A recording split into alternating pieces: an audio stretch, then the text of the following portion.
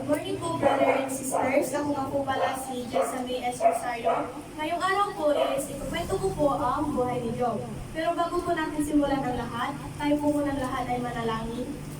Yes, Lord, maraming salamat po muli, O God, sa opportunity na naman, Lord, ay binigay niyo para sa akin, O God. I pray, Lord Jesus, na linisin niyo, Lord, ang aming mga puso, ang aming isipan, O God, na ang isi-share kong kwento ngayon, Lord, na may isa puso namin at may isa isipan, O God. Ganon din po, Lord Jesus, itago niyo po ako sa inyong likuran at kayo lamang manguna. In Jesus' name, amen. So, ikukwento ko lang po yung buhay ni Job. Ito po ay sinamarin ko lang po kaya medyo maikli po. Sisimulahan ko na po. Si Job po ay kilala bilang may buhay na masagana, maraming mga alagang hayop, at meron po siyang mga anak at asawa. Si Job po ay siya po yung pinakamayaman sa buong silangan. Ngunit dumating po yung time na si Satan po, isinubukan niya po si Job. Nagkaroon po ng problema at pagsubok si Job. Namatay po yung mga alaga niya at pati na rin po yung mga anak niya. Ngunit hindi po sumuko si Job kasi meron po siyang faith kay God. Nung matapos po yung lahat ng paghihirap na naranasan ni Job, is dumating na naman po yung problema at pagsubok sa kanya. Ang nangyari naman po is, nagkaroon po siya ng matinding sakit sa balat. At hindi lang po basta sakit sa balat, ito ay nakakadiri pa. Pero sa kabila po na nagkaroon po siya ng matinding sakit sa balat, hindi pa rin po siya sumuko. Pero one time po, napuno na po siya, hindi niya na po kinaya, kaya nagsalita na po siya. Sinabi niya po, sana hindi na lang ako nabuhay pa sa mundo ito. Bakit hindi pa ako namatay sa sinapupunan ng aking ina? Hindi ko na sana nakita pa ang liwanag sa mundo ito. Matagpananawa ng panahon ng ako'y sinilang, sabi po ni Job.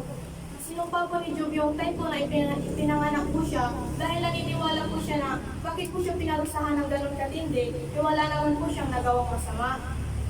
Pero nagsisid po si Job dun sa mga nasabi niya. At sa dulo po is pinagaling po si Job at dinabli pa po ni Yahweh ang meron noon si Job. So doon na po nagtatapos yung aking kwento. Dinati ko po ito sa 3 points. Yung first point ko po is, ipinagmamalaki ka ba ng Diyos nang hindi mo alam? Makikita po sa Job chapter 2, verse 3. Ang sabi ko doon, napansin mo ba ang lingkod ko si Job? Tanong ni Yahweh.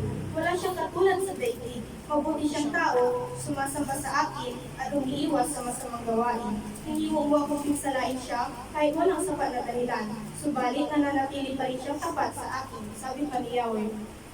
Grabe po yung, kasi po sinasabi po natin na wala pong nagmamahal sa akin, pero hindi po natin alam na mahal po tayo ng Diyos, at hindi lang po basta siya mabuti o mahal tayo, pinagmamalaki pa po niya tayo. And yung second point ko po is, may pananampalataya ka ba sa Diyos kahit nawala na ang lahat-lahat na meron ka? Makikita po sa Job chapter 1, verse 21.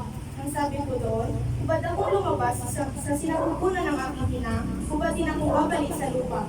Si Yahweh ang nagbigay, si Yahweh rin ang babawi. Grabe po yung faith ni Job kay God kasi namatay na po lahat sa kanya, nawala na po lahat sa kanya, pero hindi pa rin po siya sumuko, nagalit sa Diyos. Dahil because of his faith, pinili pa rin po niya magpakumbaba. And yung third point ko po is, kaya pa papagalingin ng Diyos o ibalik ang dati mong kabuhayan? Makikita po sa Job chapter 42, verse 10.